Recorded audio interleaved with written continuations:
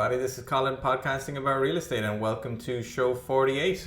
Hope you guys are all doing well out there. I'm certainly keeping busier than ever. I've got 8 properties on the go at the moment at the time of recording this, and another 6 vacant lots. So super busy on all fronts, juggling a lot of balls, but having fun doing it, and I'm managing it okay. Still working my more or less 9 to 5 and getting my 7 hours sleep. So I've got some good systems and processes that I've put in place over the years, and as always I'm happy to chat about those to anybody who asks. But really enjoying it at the minute. Real estate market is hyper busy.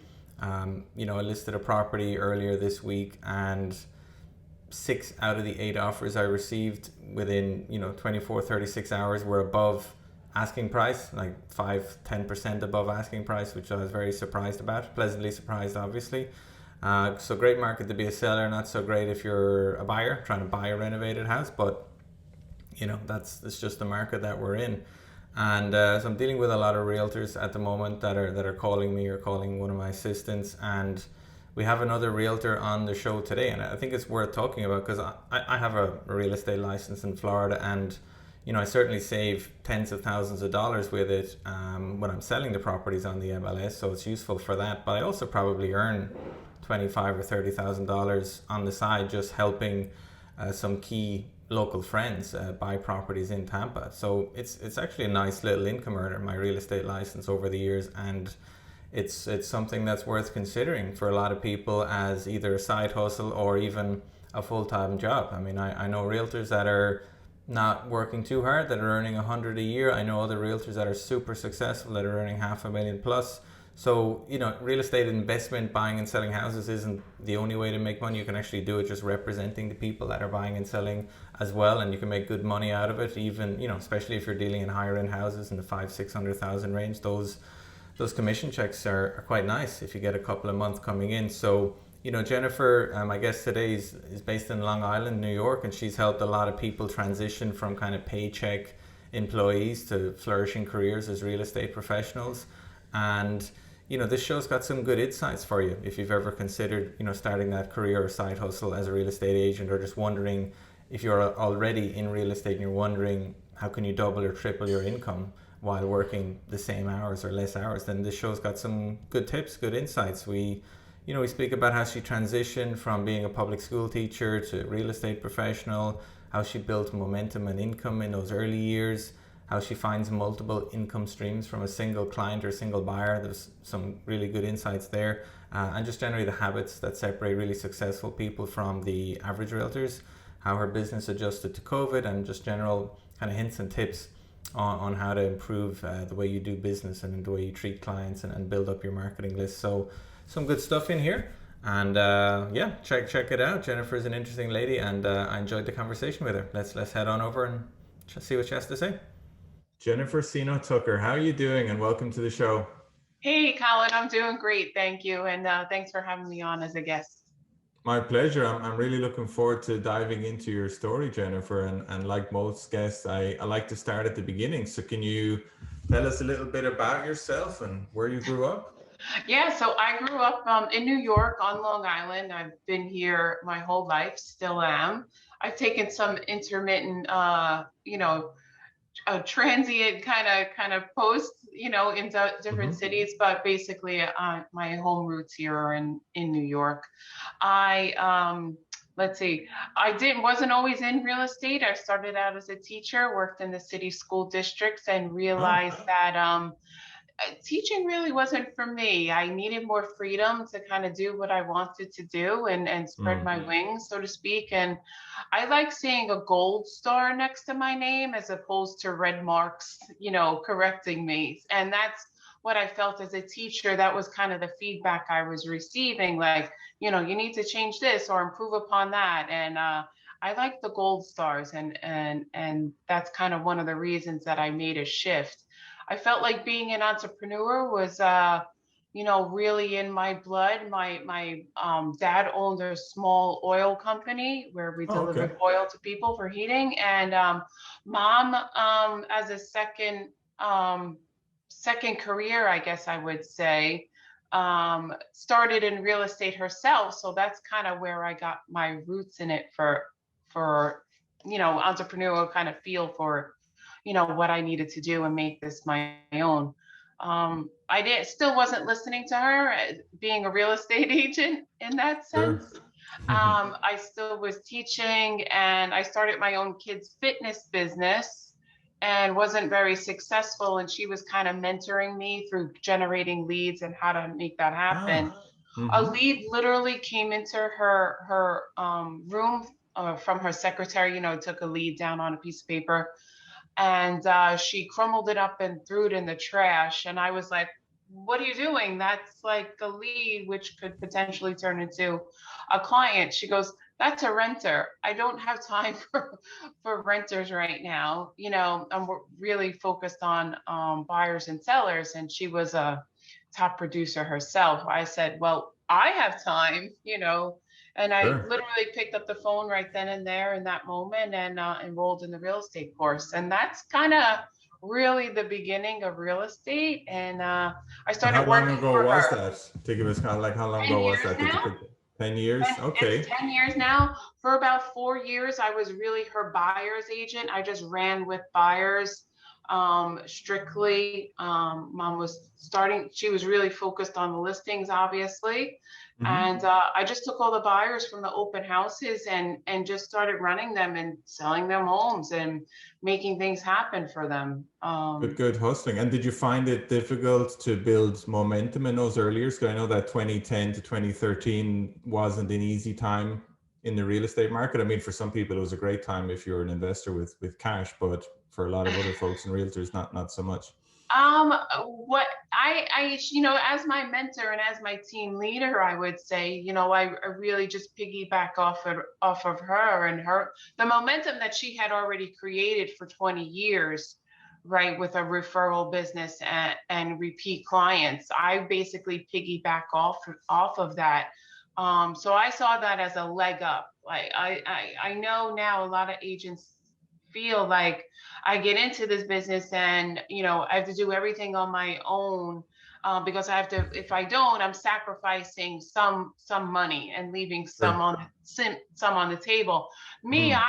I saw it as an opportunity to grow, and to really learn from the ground up, and Hmm. dig my heels in and really understand the business. I mean, I have to be honest. In that first year, I think I was more of an administrator, and I was writing up all the paperwork and sending out all the Sure. documents and being a transaction coordinator. Like, I really learned the business, and it ultimately taught me how to speak to people too. And we deal with a lot of attorneys here too, so they can sometimes be difficult. But I really learned, like I said, from the ground up through her. I like that. I mean, it is important to learn how all the paperwork works and to learn how transaction coordinators and title agents work. I mean, you don't necessarily need to do all of that forever, but I agree that it's a lot easier to outsource something and train people to do something once you're actually familiar with how to do it yourself. So then kind of starting as a, in that kind of admin role is probably quite valuable. Yeah, it definitely was. It gave me lots of lessons that I learned and was able to catapult my own business, Hmm. and realize, yes, that outsourcing is definitely a way for me to leverage my business at this time, for sure. And so what kind of properties were you dealing with back then? What kind of houses and clients did you work with? So we're in New York, not a lot of new construction, some new construction, but more of a spot build, as opposed to complexes and developments. Hmm. But our homes are old here. They're built in the 40s and 50s. So Hmm. there were a lot of just single family houses, that people were looking for. We're about 45 minutes from Manhattan. So the natural trend here for us here on Long Island is for people to move into the suburbs, where the Hmm. commute isn't so far. So that's kind of what we got. A lot of people looking to move out of the city and just appreciate more of a Long Island lifestyle. What kind of price ranges are in Long Island suburban houses? What are we talking about? Right now, my kind of niche market is like that 650 kind of range. Hmm. At this point, I mean, we're seeing homes climb. Oh gosh, 2 to 3% in about 4 months. What do you get for 650? What kind of house is that? It really depends upon the neighborhood, but we're typically working with a lot of Cape style homes, 4 bedrooms, 2 baths with a full finished basement. Yard Mm-hmm. size about 55,000 square feet at about Mm-hmm. 600,000. Okay. And the square footage of the house, are they like 1500, 1600 or? Approximately between 13 to 1600, I would say. Okay. Okay. I got it. All right. So, and did you always kind of stay in that kind of suburban Long Island niche? Is that the kind of market you stuck with Yeah, from the I'm a big opening? advocate of working where you grew up and live because you really know the market. Like, Mm-hmm. for instance, one thing that a lot of agents who like don't work Long Island is they don't realize that just because you live in a town doesn't mean that you go to this exact school. Like our tax dollars are designated to a specific school.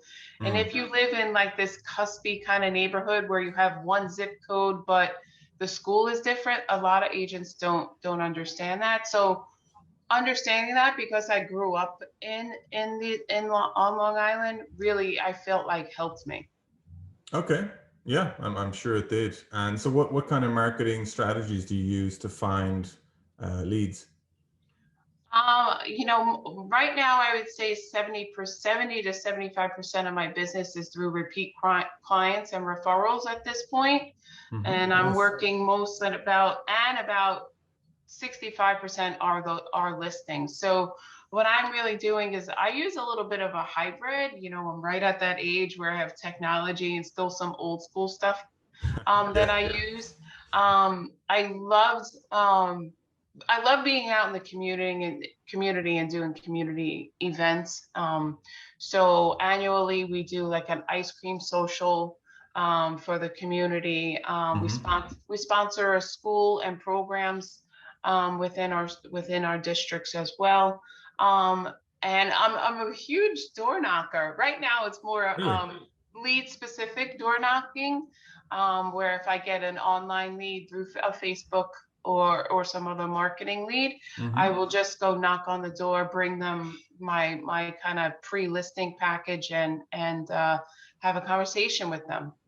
Wow, that's awesome. And when you say like repeat businesses, that do you mean like you sold someone a house 5 years ago and now they're looking to trade up and buy another house? Yeah, I would say, yeah, a lot of that comes that way. I mean, in this market we're working in now, which is crazy, crazy. I mean, that's the best word I can describe it right now. Yeah, a lot of people are like, do I sell my house? But then where do I go? I've already made a nice return on investment. Does it make sense for me to put it on the market now? And that's a conversation, we all need to, have with our realtor. Does it make sense to put it on the market now? But yeah, most of my repeat clients are people I've sold in the last 5 years. Okay. So you help, and you also, when you're helping someone to buy a new house, will you get the other side? Will you help them sell their current house as well? So you can kind of get Yeah, two for two sure. I sides of mean, the deal. That's pretty good. yeah, that makes things simpler, right? It's one client where you can have possibly 4 transactions through it, right? Mm-hmm. You list their house, maybe you get the buyer from it. As the seller, they're probably going to buy, and you're probably going to get buyers out of the open house that you're going to do for their home. So, yeah, That's true. there's 4 streams of income happening in just one lead or one client that you land. So talk us through that again. The four stream. Can you list them out for us one by one? Right. That's So pretty you're cool. going on the listing, you're going to list it, right? Yeah. Probably going to do an open house. So you're going to grab some buyers from that. Mm-hmm. Um, when the seller sells, they obviously need to buy. Mm-hmm. Okay. So then you have the 3, and I'm sure they're going to, maybe the buyer who's purchasing their home is selling their home as well. So, Gotcha. for one house, you have 4 different ways of making your commission. Yeah, I like that. And I always kind of wonder, do realtors specialize in representing buyers or sellers? But it sounds like, it's going to be both, because your buyer might need to sell and your seller might need to buy, and so on. So you don't really care.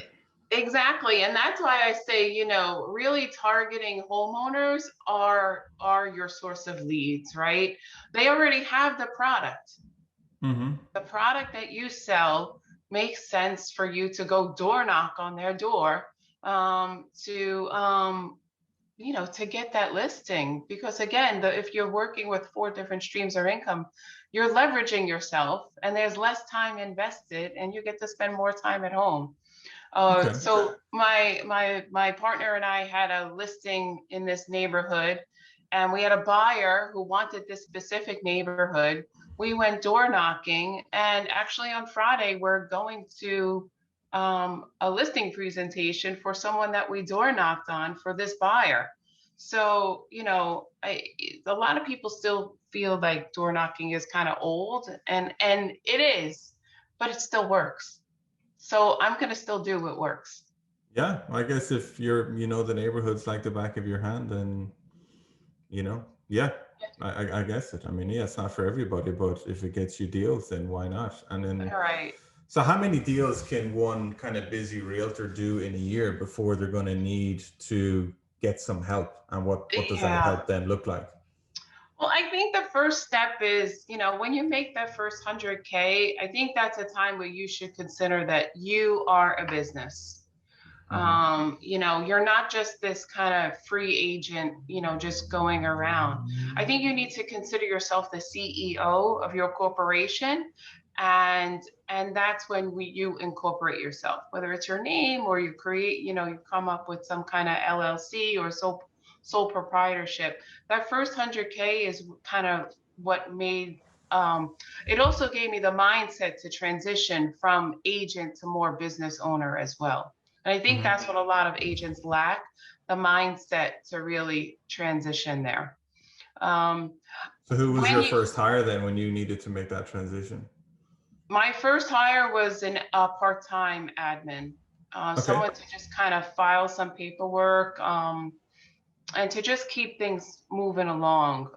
Stuffing, I'm still like sending out postcards, and she was more creating them. I didn't have time to really do them, or send out envelopes, send out thank you cards, things of that nature, I would say. Yeah, that makes sense. And how about your second hire? What kind of person was that? I looked for a buyer's agent, someone or actually a showing agent, someone who would just kind of open the doors and host open houses for me. Mm-hmm. And I would pay them hourly. That's That was awesome. really the second hire. And Okay. I'm kind of comfortable with that right now. Mm-hmm. I use I leverage my buyers with my partners in my office. So I'm the one Gotcha. who's handing out the leads, and we have a system set up that works for all of us, so that the buyer is serviced and everyone's kind of happy as well. Okay. And so what is it, do you think? I mean, there's millions of realtors or millions of people with real estate licenses in the US, and a lot of them work very hard but don't make a lot of money, 20,000, 30,000, whatever it might be. And then other people are Right. making, 500,000 and upwards, making big bucks. I mean, what is it you think that separates the really successful investors from ones that still work hard but just kind of struggle to make those high income, that 100 plus income bracket? I think we struggle with being um, persistent and consistent. Mm-hmm. Really having the mindset to just move forward, because we are constantly hearing the word no, and you have to be able to Yeah. accept the word no. Mm-hmm. Um, and if you're persistent and consistent in your behavior, you kind of create this snowball effect and momentum for things to really happen. And a lot of agents kind of get stuck. Well, I didn't get this listing, or I couldn't get this offer accepted. So they kind of beat themselves up a little bit. Mm-hmm. And you really need to create a great mindset in order for you to really thrive in the business, I would say. Again, having that CEO instinct is important as well. That's why creating, your LLC, it just creates that shift for you. It does. And what kind of resources are out there for realtors that love the idea and would like to kind of run as a business but don't know where to start? I mean, what are the first steps they should take to try and get on that path, make that transition? Meaning to develop get an LLC and make one, or No, just just not so much form an LLC. I mean, what kind of books or resources should they look at to find out what steps do they need to take to kind of run their show as a business rather than just a person running around, you know? I mean, there's so many resources now, Colin, right? I mean, everything's Mm, online these days. I mean, all you have to do is Google or YouTube it, and there are so many resources out there. I hmm think having a coach, though, is really first and foremost as well. hmm There are people that have already been successful in the business or are currently still working in the business and are successful, and they've developed this system for you to kind of follow to mirror it. It makes things easier when someone's basically holding you accountable to your consistent and persistent behaviors. That's true. And so, did you have a coach, or was your mom Yes. your coach in those early Yeah, days? well, initially, yes. I mean, she was my coach, but she's my mom too. So I needed hmm to kind of go someplace else and find a coach. And it wasn't a real estate coach that I found first. It was just a sales coach. And they taught me really the systems, because I only came from a teaching background. I didn't have, you know, the words to kind of come out when I was making a presentation, to either a buyer or a seller, hmm regarding what to say and what questions to ask, and what that looks, feels, and sounds like. hmm I'm very kinesthetic, so I needed to be in front of someone and kind of give me the tools, like literally, like, here are the tools, go use them. So having a coach, and I still have a coach, is really hmm important to me, for the accountability aspect of it, as well as um, just bouncing new ideas off of someone who maybe has already done them, and they've ultimately have either been successful or they failed, and to me that's important. Yeah. Yeah, I agree with you. I think coaching is super important, and I spend more time with coaches now than I did 10 years ago, and 10 years before that. So I think coaching is very important. And I think the more successful you get, the more people tend to use coaches. It's not a coincidence that the most Right, successful people spend a lot of time with coaches. The more I interview guests and hang around with people that have done a lot, the more I realize that, they have, coaching is a big part of it. So that's pretty cool right. that you did that early as well. Yeah, Um, I'm always interested in the kind of link between realtors and brokers, just pivoting slightly. And I'm wondering, is it better to be a realtor and just working hard and hustling and having a good team doing all of your kind of admin and marketing and just mm. focusing on your own deals? Or is it better to be a broker doing some deals, but having 10 or 20 realtors kind of underneath you, giving you a cut of all their deals? What's your take on it? So mom is my broker now, Uh-huh. which makes for a pretty cool yet stressful dynamic at times in Sure.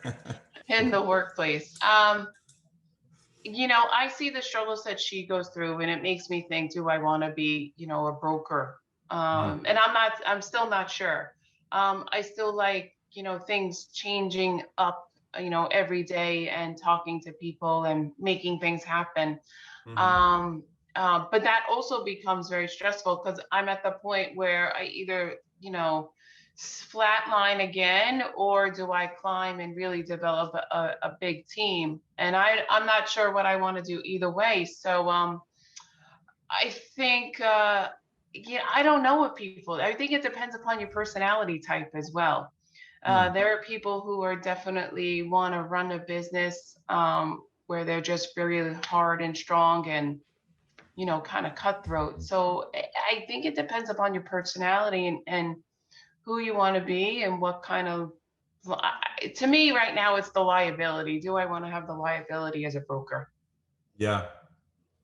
Yeah. Yeah, I can see that. And if your personality is more that you love dealing with people and putting them into beautiful homes, I mean, yeah, you can get a lot of satisfaction and success as a realtor without the like Yeah. I think the admin headaches. running a team seems to be a little bit easier, but there's still a lot of accountability, because just like coaching, you're supporting people, and you have to make Mm-hmm. things happen. If you don't put your systems in place, then ultimately you and your you're failing other people. And to me, that would be, you know, a little too heavy on my heart. Okay. And can you give us an example of the kinds of systems that you've put in place that you think are necessary to keep things running smoothly for you? I mean, we have a system right now for our pre-listings, as I was kind of saying, like what we Mm-hmm. do and how we put things in place. And, you know, our follow-up is almost automatic at this point, which is nice. Just makes things happen easier for other people, for people on the team, as well as the potential client. Things are Mm-hmm. just much easier for them. And you're constantly staying in touch with them, either through an email or a text message or phone call. I mean, that system right now, I feel like is locked down for us. Um, Mm-hmm. I think the other thing is really running our open houses. I would say that's another big system that we have that I really put a lot of effort into it. I'm very big on presentation. Mm-hmm. I like things to look neat and clean, and having a neat and clean open house was important to me, where the right systems are in place. We don't use any paperwork anymore. Everything is just kind of on our phone or our iPad to you know, log buyers in. And then we have another system in place, obviously, to stay in contact with them, very similar to the sellers. Okay. Yeah, that sounds like a nice, efficient machine you got going there. So how? Yeah. I mean, obviously, a lot of that was thrown completely up in the air. You know, a year and a half ago or a year ago with COVID. You know, open houses were shut down, and a lot of a realtors' day-to-day activities were restricted. I mean, how was that for you guys? How did you know get through it? You know, a lot of agents we saw really just kind of fall apart. It was hard to watch because a lot of agents didn't know what to do, or how do I generate leads? What do I need to do? Mm. We really kind of stuck with our brokerage, where we would meet 2 times a week on Zoom, just to Yep. stay in contact with people, right? Because we had no contact with anyone at this point. Mm-hmm. And here in New York, we were completely shut down and Yeah. still are under executive order, where we cannot cold call at all.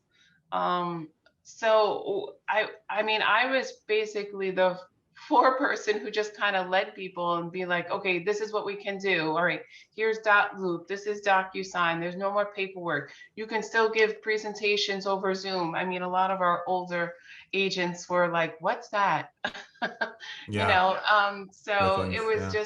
it just became constant teaching. I mean, every day we were online, via Zoom, kind of teaching something new, like how do I give a presentation on Zoom, you know, or how do I show a house if I can FaceTime someone? What's the best, you know, angle position, things like that. I mean, we really dove in deep to help our agents kind of fight through it. And ultimately, the brokerage had a really good year. I mean, we stayed positive and, you know, just kept moving things forward. It was ultimately my best year. Okay. Okay. So you're, yeah, I mean, that's what I was going to ask you. I mean, from the outside, you know, from an outsider's, it looks like the real estate business is booming. I mean, is, you know, you're saying that's, you've had a good year so far. Do you see that continuing? Yeah, I don't see it slowing down at this point. I mean, like I said, every 4 months, I feel like inventory is getting smaller and home prices are increasing 1 to 3% in that time frame. I mean, I sold a house. The only thing that I see negative here is I feel like I'm selling houses 2 and 3 times over. So pre-COVID, I was in contract for 580 with this one house. Buyer lost their job, couldn't get the mortgage, put it Mm. back on the market for 600. Got an accepted offer right away. Buyer lost their job 5 months into it. Put Oh, it back on the market for 630, and ultimately I have it under contract for 642. So from 580 to 642 in a mm. matter of, you know, 8 months. Um, you know, it's a lot. Yeah, it is. And look, I'm in Tampa, Florida, and it's not too different. I mean, my price ranges are a little lower, but I, you know, finished renovating in a house, and when I started renovating, and I thought I'm going to sell this for about 170, and I went over budget on the renovation. I'm like, well, I hope prices are going up here bailed me out a little. And then I listed it at 185, and I thought I was chancing my arm a little bit, but why not? And I'm getting offers in the high 190s. So Yeah. go figure. It's going to turn out to be a nice deal in the end, as long I as, you mean, know. this weekend I was at an open house. There were at least 100 people online to go see the house. I What mean, do you mean online? Are they doing it online, or are there actually oh 100 no, people trying to I get mean into in the a house? line around the corner. Oh, in a line. Oh my God, 100 people. Yeah, Crazy. it's hard to stand there with your buyer and be like, this isn't gonna happen. I mean, it's hard. I mean, you really have to have the best terms and God, the best offer. And I those mean, you homes think are 100 people, there's going to be one or two that are way above asking with cash and waiving all sorts of contingencies, and most people right, can't right. compete with that. I mean, we presented the offer 20,000 over ask price with no home inspection. So we'll see what happens. I'm still waiting. Okay. Wow. That's nuts. I mean, it's great if you're a seller. Obviously, it's if you're representing buyers. I deal with, a lot of realtors calling me about the houses I'm selling, and there's people that are like, I've been trying to find a home for these buyers for 2 months. They're living with their parents. They're getting sick of it. Everybody's, Right. biting each I other's think heads about off. it every day, putting my house on the market. I don't know what to do. Right. Well, I mean, but where are you gonna go, right? I Yeah, mean, that's the thing. Where do I go? I mean, I kind of admired people who just got in like this trailer or right. camper and decided to kind of travel and put their kids in there and do remote schooling and just kind of see the world or the country. People are doing that in Florida. I mean, there's a lot of people leaving New York area and coming to Florida, some of them in RVs, to just live that lifestyle. I mean, it's, if you're the right kind of personality, why not sell the $600,000 house and get something that's a quarter of the price, or buy an Right, RV and just travel around for a couple of years? I mean, it's quite an experience, right? But for sure. not going to work for I think everybody. that's my next goal. If I can work my business from an RV, Mhm. and still be successful, that would be my true test, I think. Okay, you could get a little satellite on it and you're good to go. Why not? Wow, that's awesome. This has been really useful. I mean, do you want, before we finish up, Jennifer, I mean, if some of our realtors, want to start a career as a realtor, what is, the one thing they should do next? Well, besides taking Side their cut their real exams. estate right? Yeah. It's funny. I just had a conversation with someone yesterday who was thinking of getting his license, and I think the one thing is if you're looking to do this as a part-time job, you can be successful, but this is ultimately a lifestyle. If you don't love real estate, if you're not working it, living it, and playing it, I think there's something to be said for those agents, because your phone's going to be ringing all the time, right? So Yeah. if you're not ready for that, there's something to be said for agents who just are just all into it, and I'm definitely one of those. I mean, Mhm. my partner, he fixes and flips houses. All of our friends are involved in real estate. I mean, we just live, work, and play in it. So I just love it. It's really fun. Yeah, I totally know what you mean. And yeah, if you love real estate and don't mind it intruding into every aspect of your life, it can be very rewarding. If you think Yeah, it's something you can tune into for 3 hours a day and still make loads of money, and you get to pick which those 3 hours are, not sure about that. Certainly not as a yeah. realtor. I mean, I've definitely missed some kids, games and things like that, and you have to be willing to make a little bit of a sacrifice as well. But Mhm. ultimately, I understand that sacrifice comes because I want to do the best for my family too. True, and you're helping people find homes, which is, as far, a very noble endeavor, as far as I'm concerned. I think it can be very rewarding Absolutely. when you see the gratitude on the other side of the transaction. That there's a lot more to it than just numbers on a HUD statement. Yeah, focusing on the relationship is key. That's great. That's really enjoyed this conversation, Jennifer. How can people learn a little bit more about you, or reach out to you? Yeah, likewise, I enjoyed it too, Colin. But I'd love to give all your listeners a free download of my book, Become a Rockstar Real Estate Agent, 7 Steps to Make 100K a Year. They can go to agentsuccesstraining.com and they can download the book there for free. We can stay in contact that way. They can also follow me on Facebook at jseenotucker. Tucker. Perfect. I will put those links on the show notes, Jennifer. Thanks very much for sharing your time. Really enjoyed All it. right, it was great, Colin. Thanks again, and have a great day. You got it.